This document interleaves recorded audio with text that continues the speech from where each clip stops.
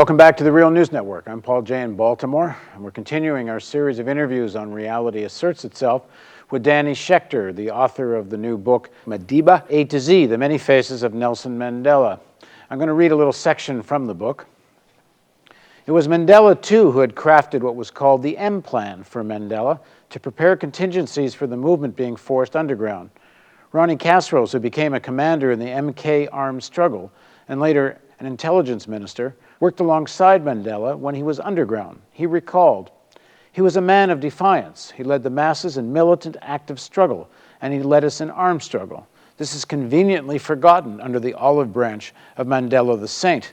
If one has to understand him in total, you've got to look back to the man who, with his colleagues, with his contemporaries, created this ANC, led our people through chapters of struggle, and then at a crucial point, when nonviolent struggle became an impossible way to change the system, putting his head together with others, including with young people and rank and file, was saying, we've got to find another way, and now we need to rise up with weapons." Now, joining us in the studio to discuss his book and Nelson Mandela is Danny Schechter. He's a journalist, author, and documentary filmmaker. His films include Plunder, The Crime of Our Time. He's currently working on a new documentary film called The Making and the Meaning of Mandela, A Long Walk to Freedom. He's written about 15 books, including many about Mandela, and including the book I just quoted from, Mandela, A to Z, The Many Faces of Nelson Mandela. So thanks for joining us again, Danny. Thank you, Paul.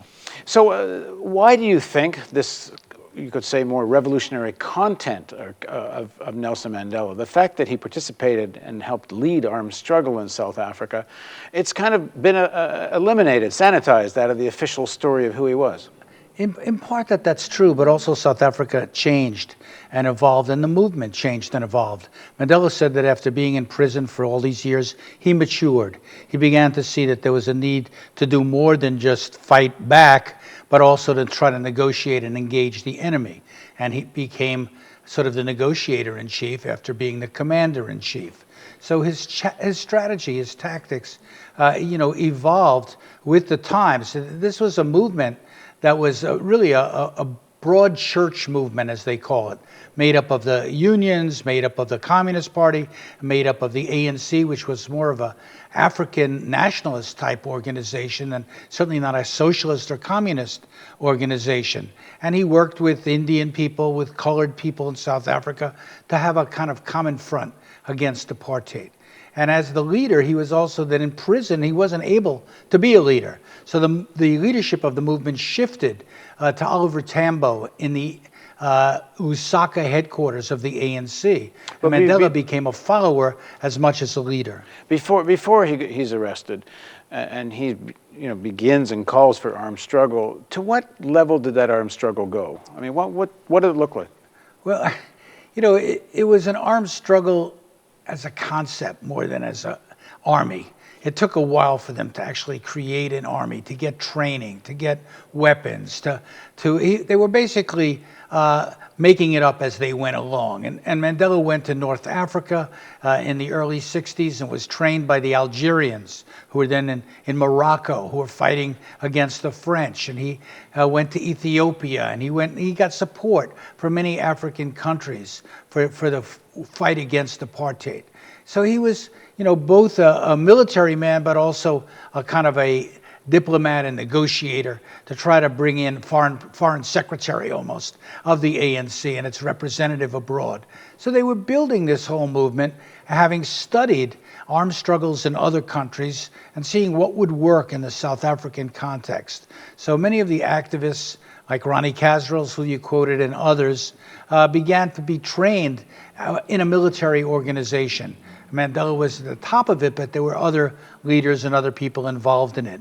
And it was a movement that started out by not attacking, not trying to kill whites, for example, but trying to engage in sabotage against targets of the regime. That's what he was convicted of in prison, which he justified as necessary to challenge the apartheid system. So he was, very clear about why he was doing what he was doing, and a lot of that has sort of fallen away. In the movie, Mandela Long Walk to Freedom, we do see his trial, where he, is committed, he's prepared to die for his beliefs, and he talks about sabotage. So that hasn't been totally sanitized out. But in the news coverage at his funeral, even though there were 91 heads of state there, it was ironically Barack Obama who reminded people that he had been a military leader and the head of the Umkhonto Isizwe, or the Spear of the Nation, which was the name of the ANC's military wing. But the actual level of armed struggle did not go so far. It was mostly at the level of sabotage. At first, inside South Africa. But then when it became impossible for them to operate inside South Africa, a lot of their leaders were arrested and rounded up. They moved into exile, and they began training people at bases in Angola, in the so-called frontline states, in Zimbabwe, and in Mozambique. And their armed struggle began to move outside of South Africa proper, but still attacking South Africa when they could. And so it was a hard fight. And at one point, the South African government invaded Angola, which is one of the neighboring states, and the Cubans came in with a military force and stopped the South African advance, working with the ANC military and the Angolan military. And that defeat of the South Africans is what led to the negotiations well before de Klerk sat down with Mandela. Now let's go back to something I started in the first segment of the interview. I quoted from the Freedom Charter, and I'm going to do that again. So in 1955, they have a meeting where they establish the basic principles that the ANC is calling on the people of South Africa to support, to fight for, and it includes the following. The national wealth of our country, the heritage of South Africans, shall be restored to the people. The mineral wealth beneath the soil, the banks and monopoly industry shall be transferred to the ownership of the people as a whole. All other industry and trade shall be controlled to assist the well-being of the people. All people should have equal rights to trade where they choose, to manufacture, and to enter all trades, crafts, and professions. I mean, that's a call for nationalizing the mines of South Africa, which is, like, certainly at the time and even now, one of the sources of the greatest wealth of the country. But it wasn't necessarily really the priority at that time. 50,000 activists under the ANC's umbrella and flag went out into the communities, into the townships of South Africa, door to door, asking people what were their priorities, what did they want for there to be in this Freedom Charter. So it was a very democratic, bottom-up struggle to get South Africans to express what they were concerned about. And many were concerned about ending apartheid, ending racism, allowing black people to live decently and be paid decently and all the rest of it. There were also these other demands as well, without question. But it wasn't at the level of here's our program for nationalization. It didn't get that far. It was very generic in terms of the principles of the country being run by its majority, who are democratically elected government. There's a movement for democracy as well. Given, but it's very specific. It says we're going to nationalize the mines. Right. This means we're going down a certain kind of path in terms of how we envision the economy, and it's certainly not the path they went down. And that's a matter of great controversy. Yes, it is. And in fact, ironically, it was the Afrikaners, their oppressors, who did the first nationalizations in South Africa, nationalized sectors of the economy, broadcasting, transportation, electricity, power. All of this was nationalized by the Afrikaner government, not by the ANC. But by the time the ANC became out of prison and was able to negotiate for a general election, the economic demands seemed to take a second, fiddle, to the political demands. Well, that you get into a lot in your book, and I want to get there. Yeah. But you agree with me that at the time in '55, and this is at a time when there's a lot of politics going on in South Africa. There's another group gets formed. In fact, there's many other organizations that are all calling for various forms of either straightforward socialist development. But, and you read the language of this, I mean, actually, this is one of the questions I have for you. They use the language of nationalization, but then later they have a quote where they go out of their way to say this isn't socialism. You got to remember what happened in the intervening period, and this is important. The ANC in exile was supported by the Soviet Union, by East Germany, also by Sweden, but by countries that had a socialist coloration to their economies. One by one, those countries sort of fell apart. The Berlin Wall came down.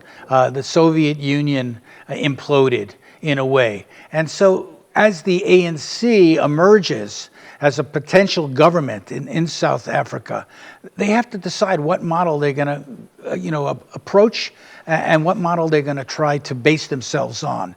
And many of the people in the movement, as well as many of their allies in socialist countries around the world, advise them, do not go in this direction because you'll cut off all investment, which you desperately need to create jobs. And I think that they sort of bought this argument to try to be pleasers, to please the corporate interests in South Africa and around the world. They were under a lot of American pressure too. Mandela says the American companies were particularly strong in discouraging nationalization.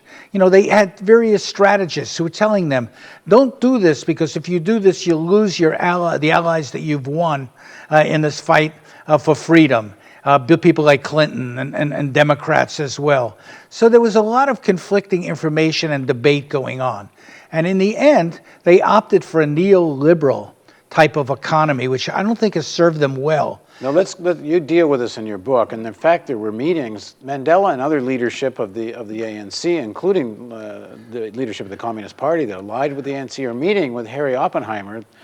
Mandela was cultivating the richest people in the country. He was cultivating all the kind of support that he could get because at the time he got out of prison, there were 35,000 armed soldiers in the apartheid army, many of them based in right-wing organizations, that they were afraid would stage a kind of Allende, the kind of putsch that took down Allende in Chile. They wanted to make sure that there could be a democratic resolution in South Africa, a negotiated solution. And they were most concerned about this threat from the right. And so they compromised on many of these points because they were worried that if they didn't, the same thing would happen to them that happened to Allende and other socialist revolutionary movements in other parts of the world. Yeah, you quote, there's a quote in your book where Mandela is concerned that if they don't make these compromises, they're going to end up in a country so destroyed there won't even be roads left. And there will be a bloodbath. So that was their mindset at the time. I don't think it was based on, I like capitalism more than socialism. I think it was pragmatism. What can we do now that can neutralize the far right wing, end the violence in South Africa, try to end the tribal threat posed by Inkatha, the Zulu armed movement that was supported by the right? What can we do to build a new South Africa? And they thought that the U.S. and that all these other countries like Britain and Europe would come to their aid and would help them. Ronnie Kasrils, who later has become very critical of that, said at the time they were hoping for a Marshall Plan, an investment in the new South Africa from these governments around the world. It never happened. Okay, let me read a quote from Ronnie Kasrils, because he wrote a piece in The Guardian not long ago. Yeah, sure. Where he's very critical, he's not so much critical of Mandela, because he was part of the same, he was in the leadership and he went along with this. So you could say is self-critical as well. But here's what he wrote in The Guardian. To break up apartheid rule through negotiation rather than a bloody civil war seemed then an option too good to be ignored. However, at that time, the balance of power was with the ANC, and conditions were favorable for more radical change at the negotiating table than we ultimately accepted. It's by no means certain that the old order, apart from isolated rightist extremists, had the will or capability to resort to the bloody repression envisioned by Mandela's leadership. If we held our nerve, we could have pressed forward without making the concessions we did. And this concessions, if I understand correctly from your book and other literature, a lot of it had to do with an IMF loan that came right around this time, where you had to kind of agree to all the neoliberal reforms, privatization, give up any thought of this kind of public sector ownership, and they went down that road. And Kressel's saying now they didn't have to. Well, looking back on it, you can see we should have done this or we should have done that, woulda, coulda, shoulda. But, at the time, they were facing enormous problems, bringing their exiles back into South Africa, finding jobs for them, creating some basis for a democratic election, which they had never fought before and had never experienced before. They were confronting the need to train their people and how to run a modern economy, which they didn't really have any experience with, and how to deal with the civil service, which was Afrikaner dominated. If you just replace experienced people with inexperienced people, you're going to have, not the outcome that you want. So they were trying to be pragmatic, and they were also under a lot of pressure from, basically the United States and other Western powers, the IMF, the World Bank, that tied economic promises of economic, prosperity to pursuing policies that in the end undermined the potential of empowerment of the South African people. And so the poverty today is as bad as it was back then. And so while there have been a lot of improvements and there's an emergence of a black middle class, there's a lot of disappointment in South Africa, a lot of a feeling of, if not betrayal, of self-betrayal. That our movement didn't do the right thing, didn't pursue the right tactics. And this is not historically unprecedented. I mean, there's been this look at, throughout Africa where corruption has dominated the organizations that led the liberation struggles in many other countries. And there's corruption in the ANC as well. Once a movement goes from working on behalf of all the people to I, where people are out for themselves, are out for material advantage and benefits and jobs and all the rest of it, this is what happens. Unfortunately, you need a strong culture, of solidarity, a culture of commitment, and that was lost in many ways. Well, what do you make of Castro's? What he's saying is they didn't have to make as much compromise as they made. Well, I don't think anyone would imagine that they could come to power and immediately implement the 55 Freedom Charter and nationalize mines. That would have been a civil war. Let me finish my point. It would have been a civil war of massive proportions, of course. That being said, they totally embrace the neoliberal agenda. There's no attempt, once they come to power, to even in a more slow, gradual way to build up the public sector. No, I think they had an illusion. And the illusion was that if they could take over the state and have state power and have their people in government and even in the corporate sector, that would work to the advantage of building a movement. They were faced with strategists who were giving them two options. One was an option of almost like Icarus, flying into the sun, getting everything you want right away and then perishing, or what was called a flamingo option, where a bird takes off and flies for a long time, and that this was going to be a longer-term struggle, and they realized you couldn't do this overnight. And this was what the debate was like in those early days about which direction to take. They started out with a redevelopment program, reconstruction program, and then they abandoned it, and they moved more in a macroeconomic way, supporting the idea of banks and financial capitalism. Then they abandoned that because it wasn't working. So they've been experimenting with these different approaches and at the same time trying to satisfy the desire of people for better jobs, better housing, and better schools and the like. And so this has been the conflict. That's why you have a tremendous number of protests in South Africa against poor service delivery, against bureaucrats that are not responsive to the people, against a terrible corruption. Please join us for the next part of our interview with Danny Schechter on Reality Asserts Itself on the Real News Network.